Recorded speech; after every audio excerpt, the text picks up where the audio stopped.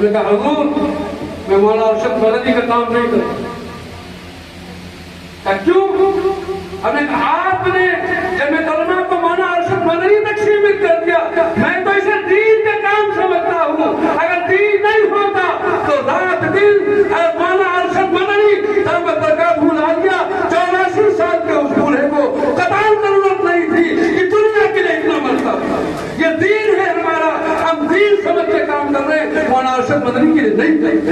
وہ قائد ہے ہمارے, صدر ہے ہمارے, ذمہ دار ہے ہمارے. ہم مولانا عثمان کے لیے کام نہیں کریں گے, سیتاپور میں ان کی قیادت میں کام کریں گے, پر ان کے لیے نہیں, اپنے رب کے لیے کام. ایک کرو یا دو کرو, کتنا بھی کرو اللہ کو راضی کرنے کے لیے کرو. جتنا بھی دو اللہ کے لیے. من آتا للہ, جس نے اللہ کے لیے, ومنع للہ, جس نے منع کیا تو اللہ کے لیے. دخل جنت, جنتی بننا چاہتے ہو تو اللہ کے لیے کام کرو. ہمیں کیا دکھاؤ گے بھائی؟ ہماری قلب آنکھیں بند ہو جائیں گی, ہم آپ کے کام کاج کو بھول جائیں گے. وہ اللہ حی القیوم ہے, کبھی بھلائے گا نہیں, ہمیشہ زندہ, ہمیشہ دیکھتا ہے آپ کے کام کو, اور اسی بنیاد پر آپ کو جنت دے گا. اسے جمعیت کو مشن بناؤ, جمعیت کے مشن پہ چلو, اس پرچم سے محبت کرو. اس پرچم نے جمعیت علماء کے پرچم نے آزادی کی, ہمیں جدوجہد کر کے جو آزادی دلائی تھی اس کی حفاظت کرو, آئین کی حفاظت کرو. اور جمعیت علماء کے پرچم کے تلے جو پیغام ملے صدر بابا حضرت مولانا سید ارشد مدنی دعوت برکاتہ العالیہ کی طرف سے, آپ اس پیغام کو اپنا پیغام کرو, سینے سے لگا دیں, اختلافات کو ختم کریے, بھول جائیے کون کیا ہے. ہم سب مسلمان ہیں. انما المؤمنون اخوہ, قرآن اعلان کرتا ہے تم سب مسلمان ہو, تم سب بھائی بھائی ہو.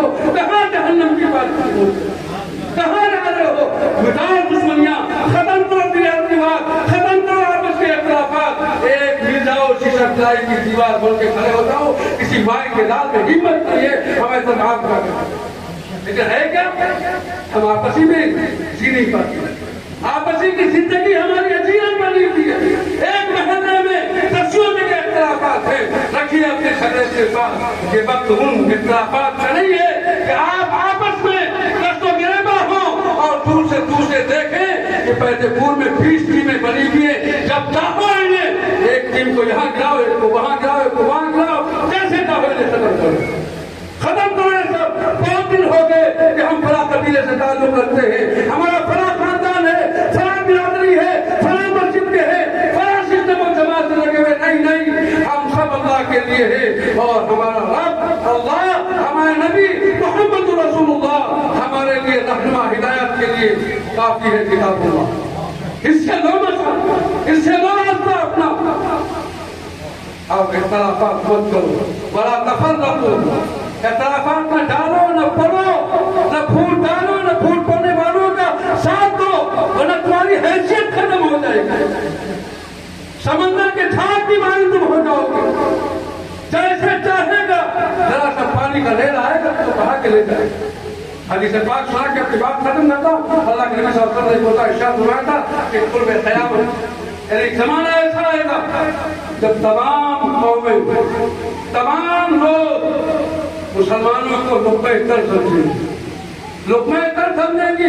جس طریقے سے دسترخوان پر سجے پہ کھانے پر بھوکے ہوئے لوگوں کو بٹھا دیا جائے تو وہ جلدی جلدی کھائیں کر پیٹ بھرنے کی کوشش کرتے ہیں. تمہارا حشر آنے والے وقت میں ایسا ہونے والا ہے.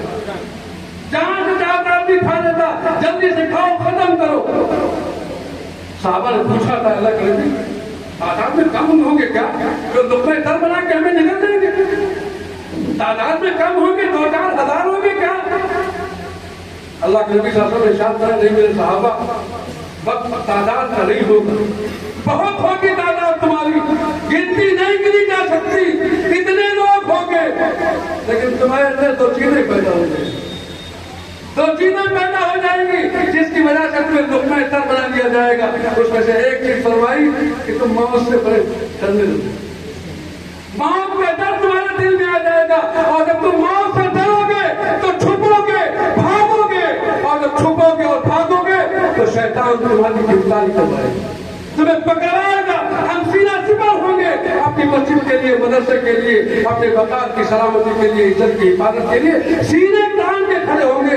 ہم ڈرنے والے نہیں. موت سے نہ ڈرو، موت وقت پر آئی. ایک سیکنڈ آگے پیچھے نہیں، ایک سیکنڈ.